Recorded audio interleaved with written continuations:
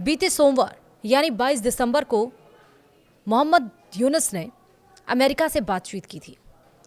लेकिन ऐसा क्या हुआ रातों रात कि अमेरिका ने यूनुस को अल्टीमेटम दे दिया, झटका दे दिया और कहा कि अवामी लीग से बैन हटाओ। आखिर अब क्या करेंगे यूनुस और क्या बांग्लादेश में शेख हसीना की वापसी का रास्ता बन रहा है? नमस्कार, आप देख रहे हैं न्यूज़ 18 का डिजिटल प्लेटफॉर्म। मैं हूं आपके साथ श्रुति श्रीवास्तव। बांग्लादेश में फरवरी में होने वाले आम चुनाव से पहले शेख हसीना की वापसी का रास्ता बनता दिख रहा है। मोहम्मद यूनुस की तानाशाही के खिलाफ अंतरिम सरकार पर अंतर्राष्ट्रीय दबाव तेज हो गया है। अमेरिका के प्रभावशाली सांसदों के एक समूह ने साफ शब्दों में चेतावनी दी है कि यूनुस को शेख हसीना की पार्टी अवामी लीग से बैन हटाना चाहिए।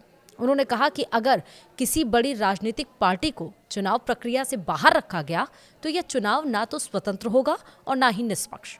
अमेरिकी प्रतिनिधि सभा की विदेश मामलों की समिति के वरिष्ठ सदस्य ग्रेरी डब्ल्यू मिक्स और बिल हुईजेंगा और सिडनी कैमलागर डोव ने मंगलवार को यानी कि 23 दिसंबर को बांग्लादेश के मुख्य सलाहकार मोहम्मद यूनुस को एक औपचारिक पत्र भेजा। इस पत्र में उन्होंने कहा कि किसी पूरे राजनीतिक संगठन पर प्रतिबंध लगाना लाखों मतदाताओं को उनके वोट के अधिकार से वंचित कर सकता है। अमेरिकी सांसदों ने यह पत्र ऐसे समय में भेजा जब बांग्लादेश की अंतरिम सरकार ने जुलाई विद्रोह के बाद अवामी लीग और उसकी छात्र इकाई बांग्लादेश छात्र लीग पर प्रतिबंध लगा रखा है। सांसदों ने स्पष्ट किया कि वे राष्ट्रीय संकट के दौरान अंतरिम सरकार की भूमिका को समझते हैं, लेकिन किसी पार्टी के सामूहिक रूप से दोषी ठहराना बुनियादी मानवाधिकारों और व्यक्तिगत आपराधिक जिम्मेदारी के सिद्धांत के खिलाफ है। पत्र में यह भी चेतावनी दी गई कि राजनीतिक गतिविधियों पर रोक और इंटरनेशनल क्राइम्स ट्रिब्यूनल यानी आईसीटी को दोबारा उसी पुराने स्वरूप में शुरू करना चुनावी प्रक्रिया की विश्वसनीयता को नुकसान पहुंचना हो सकता है।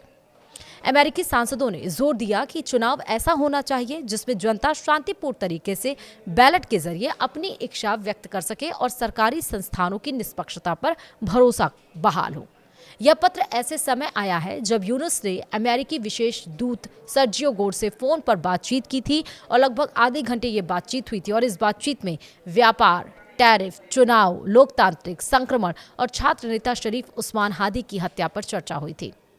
यूनुस ने कहा कि देश 12 फरवरी को चुनाव के लिए पूरी तरह तैयार है और अंतरिम सरकार स्वतंत्र, निष्पक्ष और शांतिपूर्ण मतदान सुनिश्चित करेगी।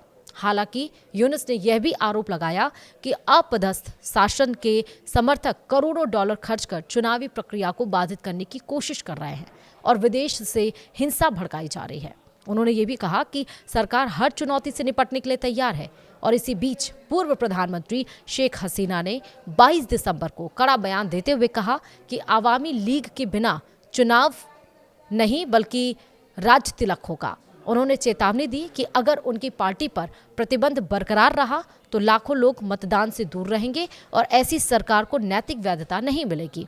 हसीना ने मौजूदा हिंसा, अल्पसंख्यकों पर हमला और उस्मान हादी की हत्या के लिए यूनुस सरकार को जिम्मेदार ठहराया और कहा कि भारत समेत पड़ोसी देश बांग्लादेश की अराजकता को चिंता के साथ देख रहे हैं, क्योंकि इसके साथ साथ रशिया ने भी चेतावनी दी कि उसको स्थिति सामान्य करना चाहिए और हिंदुओं के खिलाफ जिस तरह से हिंसा भड़क रही है वो नहीं होनी चाहिए। और फिर नेपाल के पूर्व प्रधानमंत्री ने भी बांग्लादेश को ये कहा कि अगर माइनॉरिटियों की रक्षा करनी चाहिए और साथ ही साथ न सिर्फ इंटरनेशनल लेवल पर बांग्लादेश की थू-थू हो रही है बल्कि अमेरिका ने भी झटका दिया है। और इसके साथ ही हमने जैसा आपको बताया कि वीडियो में कि सोमवार को मोहम्मद यूनुस ने भारत में अमेरिकी राजदूत सर्जियो गोर से फ़ोन पर बातचीत कही थी और कहा था कि बांग्लादेश में समय चुनाव पर ही होंगे या 12 फरवरी को ही होंगे। और इसके साथ साथ ये भी है कि एक तरफ यूनुस सरकार को अल्टीमेटम भी दिया गया है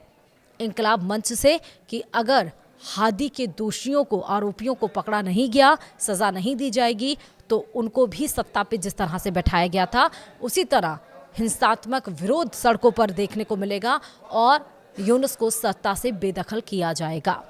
लेकिन अब अमेरिका की अल्टीमेटम के बाद देखना होगा कि क्या अब यूनुस सरकार शेख हसीना की पार्टी से बैन हटाती है या नहीं। वीडियो में इतना ही। नमस्कार।